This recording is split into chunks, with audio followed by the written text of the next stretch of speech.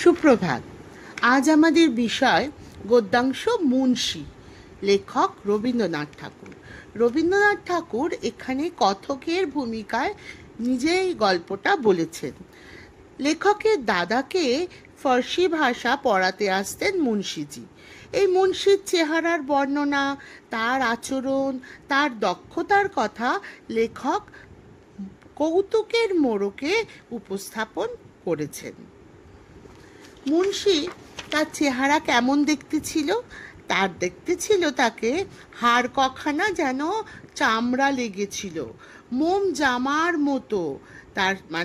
তার শরীরে কোনো মাংস ছিল না। সে খুব রোগা একজন মানুষ ছিলেন।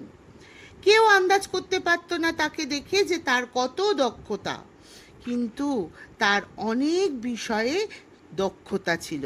যেমন সে তালিম নিত মুন্সিজি পালোয়ানের মতো। তার গুমর ছিল, সে কখনো পেছনে হটে যেত না। বিদ্যেতেও তার কাছে কারোর কাছে সে কমতি ছিল না বলে সে নিজেকে জাহির করত। ফার্সি পড়া বিদ্যে ও আবার কোনো বিদ্যে নাকি, এইভাবে মুন্সি নিজেকে জাহির করত। মুন্সির গান গাওয়া সে একখানা বিরাট ব্যাপার, যেন সে চেঁচানি আর কাঁদুনি। পাড়ার লোকে ছুটে আসতো তার গান শুনে, ভাবতো বোধহয় বাড়িতে কোনো একটা বিরাট বিপদ ঘটেছে। আচ্ছা, এবার এখানে রবীন্দ্রনাথ ঠাকুরের বাড়িতে বিষ্ণু বুঝি বলে একজন গান গাইতে আসতেন। বিষ্ণু তার গান শুনে, মুন্সির গান শুনে কপাল চাপড়াতো, বলতো আমার ভাত মেরে দিল মুন্সিজি। হতাশ হয়ে সে বসে দুঃখে কাঁদতে শুরু করে দিত। মুন্সির পরের দক্ষতার কি ছিল? ইংরেজি ভাষা। সে ভাবতো এমনভাবে সে ইংরেজি ভাষা বলতে পারে যে রিক্রুট সাহেবও চোখ বুজে ছুটির চিঠিতে সই করে দিত। এমনকি ইংরেজি বলার ঠেলায় হাইকোর্টের জজের রায় পর্যন্ত ঘুরে যেতে পারত। মুন্সিজির ইংরেজি ভাষার দক্ষতা এমন ছিল, হাইকোর্টের জজের কাছে কোনোদিন তাকে কলম পেশ করতে হয়নি। সবশেষে মুন্সির আরও একটি দক্ষতা ছিল, সেটা ছিল লাঠি খেলার কারদানি। বাড়ির উঠোনে রোদ্দুর পড়লেই সে লাঠি খেলা শুরু করে দিত। সেই খেলার সঙ্গী কে ছিল? ছায়া।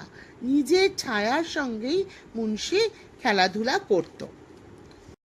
মুন্সির অপর বৈশিষ্ট্য ছিল সে নিজেকে সমজদার মনে করত। ইংরেজি ভাষায় কোনো হাড়পাকা ইংরেজও তাকে হারাতে পারত না। এমনকি একবার বক্তৃতার আসরে সুরেন্দ্রনাথ বারুজ্যকেও দেশছাড়া করতে পারতেন বলে তিনি ইচ্ছা প্রকাশ করেছিলেন। এই সুরেন্দ্রনাথ বারুজ্যকে আসলে সুরেন্দ্রনাথ বন্দ্যোপাধ্যায়। ইনি ব্রিটিশ ভারতের স্বাধীনতা আন্দোলনের প্রথম যুগের একজন বিশিষ্ট নেতা ছিলেন। মুন্সির সমস্ত কথাতেই সবাই যখন বলতো সাবাস মুন্সি সাবাস, তখন মুন্সি কি করতো? মুখ টিপে মুচকি হাসি হাসতো। আজ তোমরা মুন্সির গল্পটা ভালো করে বুঝলে। তোমাদের যে কাজটা আমি দিলাম, তোমাদের কয়েকটা সহজ প্রশ্ন দিয়েছি এবং অর্থ লিখতে দিয়েছি, প্রত্যেকে খাতায় লিখে আমায় দেখাবে।